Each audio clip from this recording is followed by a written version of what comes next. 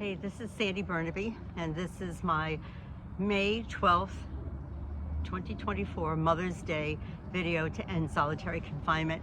I'm a member of Social Workers and Allies to End Solitary Confinement, and each year I commit myself to this day, Mother's Day, to acknowledge all the people in solitary confinement who have been forgotten and all of the mothers who are suffering because there is no way to contact their loved ones, no way to do anything to intervene and to help. And I'll give you a little bit more information about this now. I'll start with a quote. "I live in my bathroom, which doubles as a torture chamber, but often feels like a casket."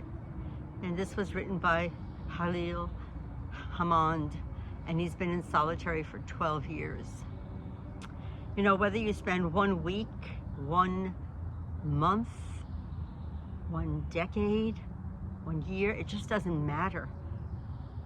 Even 40 years, as Albert Fox would.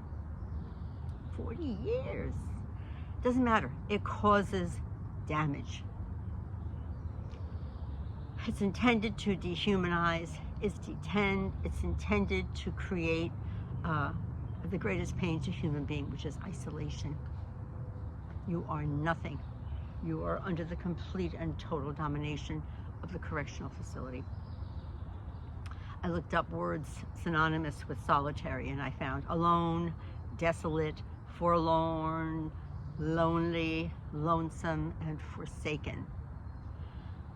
Nobody forgets this experience, and nobody walks away unscathed. On any given day in this country, there are 122,000, yes, 122,000 individuals locked up in a box that looks like this, 12 feet by 6 feet. And I'll give you some more information about that. The green represents the bed here. This area here represents the toilet, the sink, a desk, and the flower area is where the individual gets to walk. Look, the myth is the disbelief and the misbelief that people are put into solitary because they have done something egregious. First of all, they don't go into solitary for any crime that they have committed. They're not there for that reason. They're there for mostly small infractions or infractions, and many of them are because they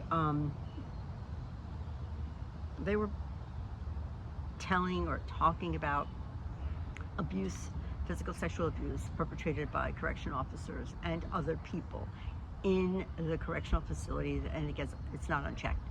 The abuse and torture continues, and it's unchecked, and nothing is done. And if you complain, you get into solitary. There's a number of reasons, but it's not because necessarily that you've been violent or that you're out of control.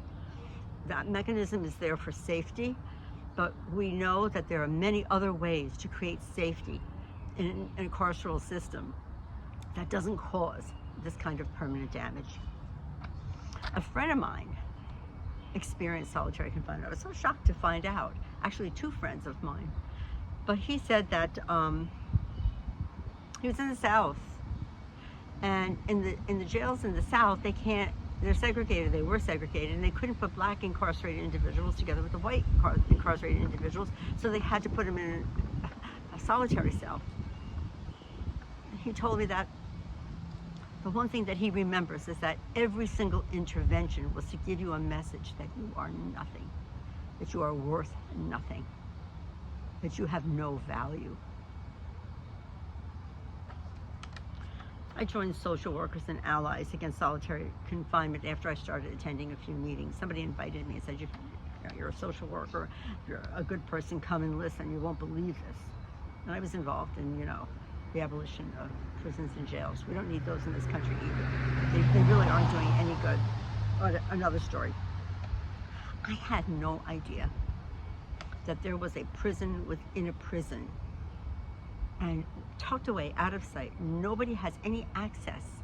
You have no access to somebody who's in solitary confinement, and they are under the complete and total control of the correctional officers. They're tucked away and out of sight. But we call ourselves a human rights country. We call ourselves civilized and caring. But caring countries and civilized countries and human rights countries don't torture. And this is torture.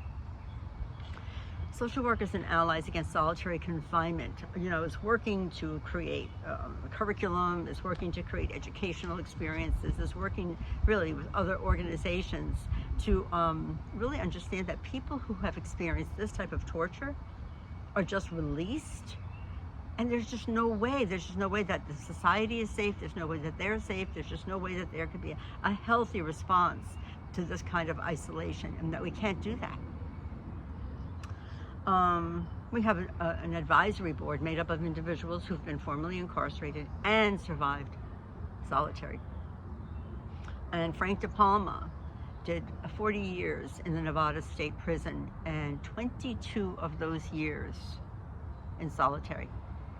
It starts out for a minor offense that he was going to get 2 years and some probation time. And once he was in there, the violence and the need to survive just started to create a nightmare that just never ended. 22 years in solitary. We're reading his book now, and he talks about he went into a catatonic state for 6 years just to be able to sustain the pain and the torture of having no contact. Went into a catatonic state in order to let the time pass. He said he made friends with cockroaches, started seeing things and hearing things. It was just awful, and it never stopped.